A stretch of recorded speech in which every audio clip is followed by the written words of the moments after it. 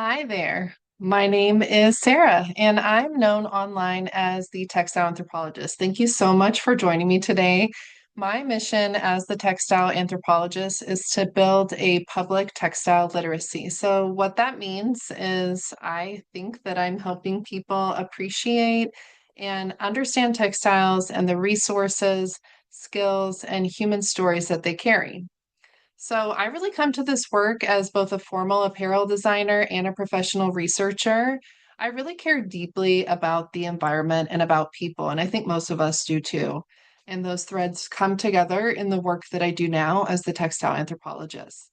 So today I'm going to talk a little bit about a simple framework that I use to educate people about textiles that you can use as a way to tell richer, more authentic stories about your products. These are stories that highlight your values, build trust with your audience, and make your brand really unforgettable. So let's talk really briefly about the roadmap for today. So I'll talk a little bit about what materials literacy is, how can we demonstrate it, how can we communicate those values to our customer, and how does this type of literacy specifically build trust? So at the end of the day, it's really about connecting with your customer. So I think that we're all here because we really feel strongly that eco-friendly products, sustainable products, they are really meaningful and they really matter. But the problem is the buzzwords that kind of surround these kind of ethics have become vague. And I think consumers are really skeptical. They really want to know that they can believe what we're saying to them. So, with this framework, I'm going to teach you how to tell the story in a way that's really authentic and really meaningful, and really clear as a way to communicate your values, your materials, and your processes. So I originally developed this for textiles. I've adapted the framework to work here in this presentation for all kinds of materials, and it's really just going to help you translate the knowledge that you already have into stories that are more specific, authentic, and memorable. So, first off, what is materials literacy? So, simply put, it's really just your deep knowledge of your product and how you make it. It is really simple, but I'm going to teach you how to tease it apart and make it so it's really easy to explain to people if you're not already doing this. So here's the four what I call the four literacies. So this is something that I'm just using as like a teaching tool, right? So think of them not really like this wheel. It doesn't have to be so locked together like this, but they really are just kind of four buckets that you can put these elements of your product, these kind of facts about your product into as a way to kind of build this narrative. So the first is material literacy. So that's going to be what your materials are, where you source them from, how they behave. Is there any sort of unique attributes about them? What do they feel like? What do they look like? What do they smell like? Those kinds of things. So the things, the raw materials and the ingredients that we use to put our products together. So being able to define those things, and I'll go into a concrete example in a couple of slides here, but being able to define those things, those are going to go in your materials bucket so that you can pull from those later as you're crafting your narrative. Next is cultural literacy. And as an anthropologist, of course, I'm going to be talking about culture. It's not complicated. Culture is just the way that a group of people relate to each other. And when we're talking about products, we're talking about what kind of techniques are used, how those techniques are taught, if there's value behind the skills, things like that, any sort of social meanings. So we can talk about this, for example, if there's a traditional technique that you're using. Let's use textiles as an example. But say this is something that's hand knit, and you are the artisan. You want to do a profile on yourself, and you can go into the process of knitting and how you learn to knit and how much experience you have, any special skills or techniques that you're using, things like that. So those might go into the cultural literacy bucket. You can also, highlight an artisan if you're working with a cooperative or something like that. You can use this bucket to put in kind of a profile of an artisan, or if there's any social meanings. I think, like a lot of wedding planners and a lot of brides and grooms will want to have handmade products at their wedding because it makes it feel that much more special for them. So that would be a social meaning that we're going to attribute or that we want to describe about our product. And the next one, ecological literacy. This is the one where when we're talking about eco-friendly products, this is the kind of logical one that we think of, right? So it's the environmental impact of the product or the process by which the product is made, whether it's sourcing, whether it's disposal. You might want to talk about the chemical makeup of your product. So if it's organic, maybe there's different chemicals used, or maybe it's something that can be composted, or if it has some sort of special finish on it that's going to make it easy to break down in the environment after use, something like that, right? So these are the things that we're probably already thinking about, and uh, we're just kind of trying to kind of articulate them a little bit better. And one thing I'll say right here is you're going to notice there is some overlap, and that's totally fine. There's going to be things in the materials bucket that also are, you're sourcing them because they fall into the ecological bucket as well. That's totally fine. So it doesn't have to be so cut and dry that they can't go into other buckets, but this is one bucket you're going to see a lot of overlap in typically. And the last one is temporal. This just means time. So it might be your product's life before it gets to your customer. So that's the thing that we can really control, right? Is like how it's made and how we're treating it before it hits the marketplace. But it's also going to be your product's life after it's purchased, after it's brought home. It's going to have, that's basically the start of its life. And we're hoping that it's going to be a nice long one. And so that will encompass a lot of things as far as like use patterns or how the product lasts over time. Is it going to age, or is there going to be some sort of patina that we'll see forming on this product? The other part of it is the emotional connection. Just kind of thinking about like quilts is a really great example, going back to a textile example, but like quilts are a really great example because a lot of people know that quilts are really time consuming and special, and like, they end up in trunks, or grandma made this quilt or something like that. So the the meaning that that product is going to carry will change over time too, and it could be very likely that that's going to end up carrying more meaning as the product ages. So, like I said, I typically talk about textiles, but you can really apply this to any medium. So it could be wood, clay, metal, leather, stone. Really, it's just a lens for you to kind of like look at your material or look at your product a little bit differently and break it down into these components so that you can communicate about your product a little bit more clearly. So, I'll give you more examples about this, but that could be a product description, whether it's in the marketplace, on social media, things like that. So it's just giving people reasons to connect with you that's going to go really far beyond just how much you're charging for it or what it looks like. It's going to really tell the story of that product. So I do want to take a moment because I'm sure a lot of people are sitting back going, wait, hold on. This sounds just like ESG, which has become a huge thing in business and marketing in the last few years. It's been around for quite a while. But what ESG stands for is environmental, social, and governance. And so this is a framework that big companies especially will use to measure their sustainability, kind of, and give it some metrics. And it's almost like measuring their ethical promises to the public, to their customers, things like that. So I have some examples up here where ESG will do things like track carbon emissions or water use. It'll track working conditions through audits. It'll track wages, whether there's diversity initiatives. It's really about legal compliance and following environmental laws, whether it's here, I'm in the United States, or whether it's in another country worldwide. Every country is going to have their own kind of like legal framework that we have to work within.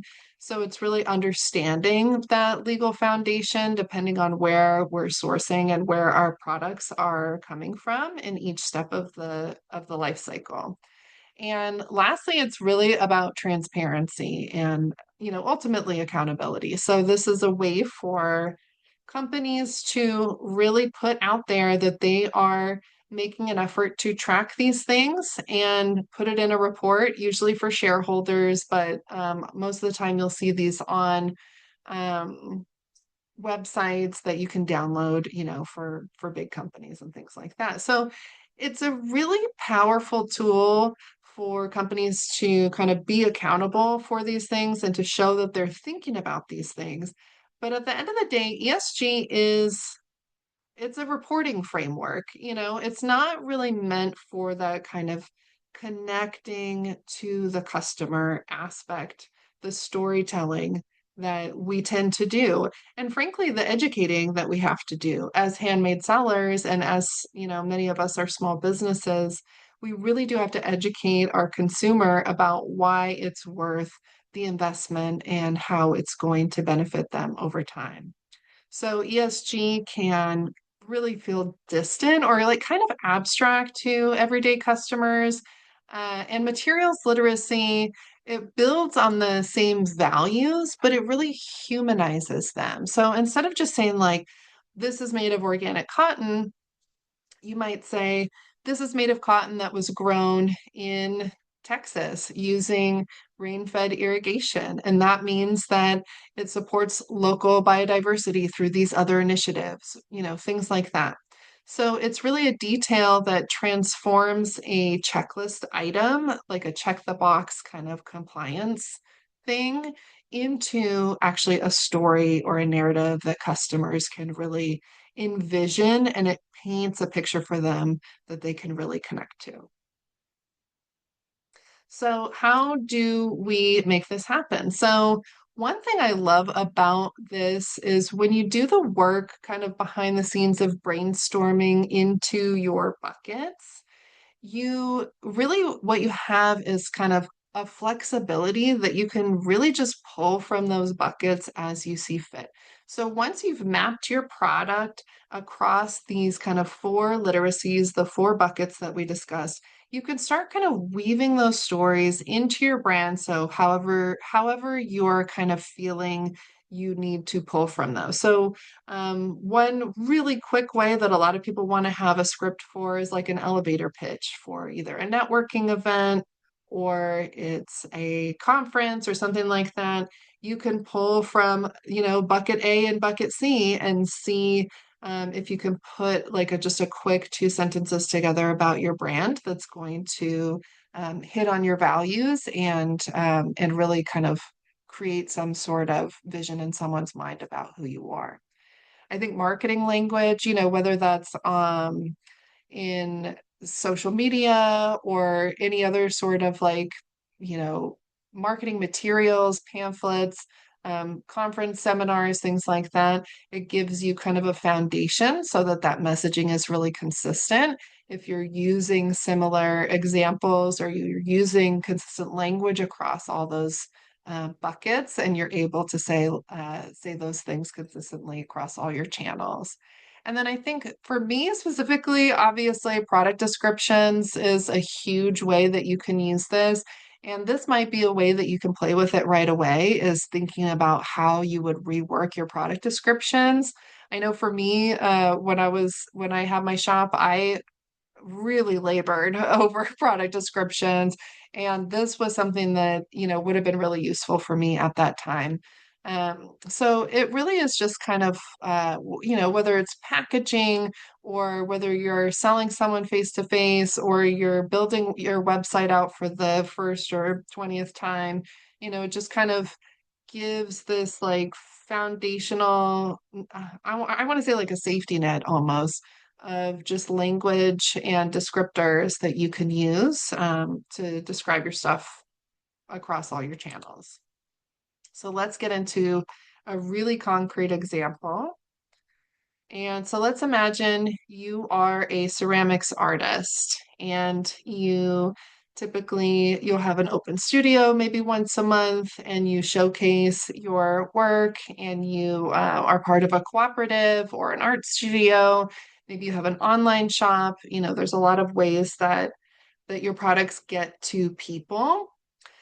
So to break down the framework in a way that will give you a really solid idea using ceramics as the example is for the material bucket, you could say that your clay is locally sourced, or it's wild foraged, or it has a unique color or texture, or maybe it has weight to it after it's been fired that's really special. Or it has some sort of component like it doesn't crack very easily. These are all things that you could put into the materials bucket.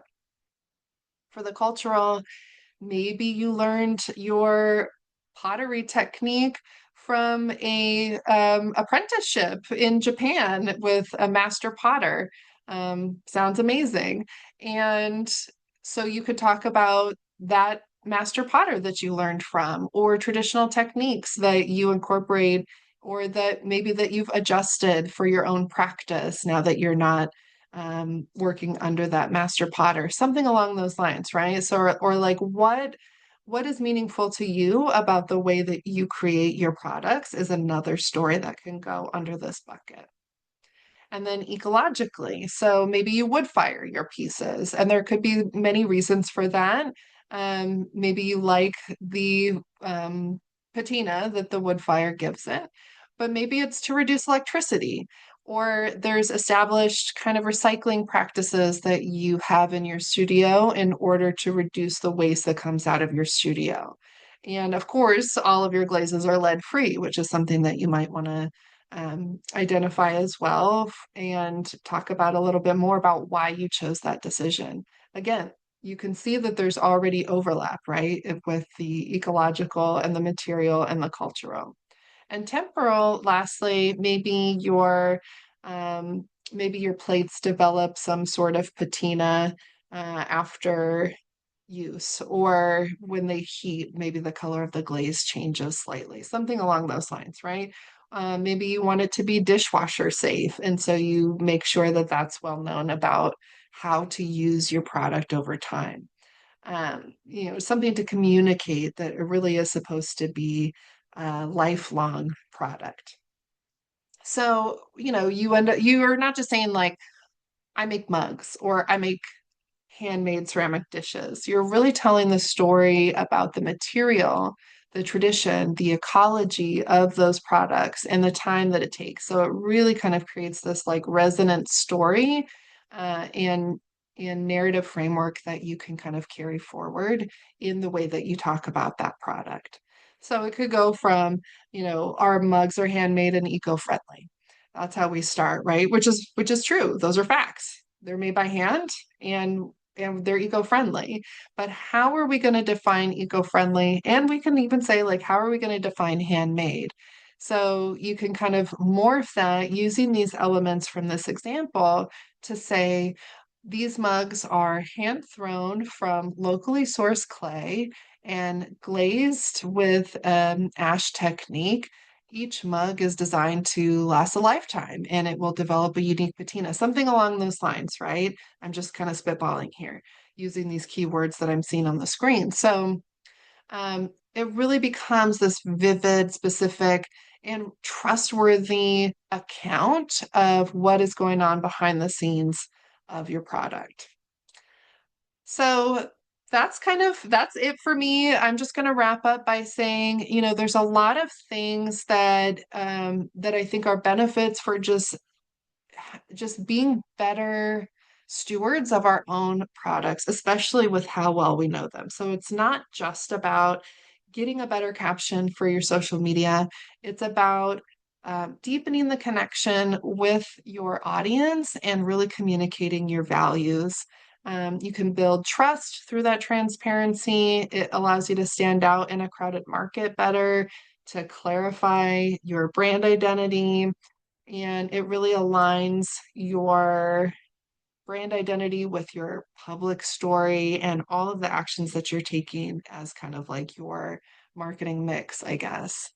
Anyway, I'm Sara. I'm the textile anthropologist. You can find me on Instagram or Threads at textile anthropologist, or I think my head's blocking this. You can email me at just hello at textileanthropologist.com. And that's it from me. Thanks so much. I hope you enjoyed, and please reach out and let me know how this goes for you. I would love to hear how you all apply it in your own businesses. Thanks so much.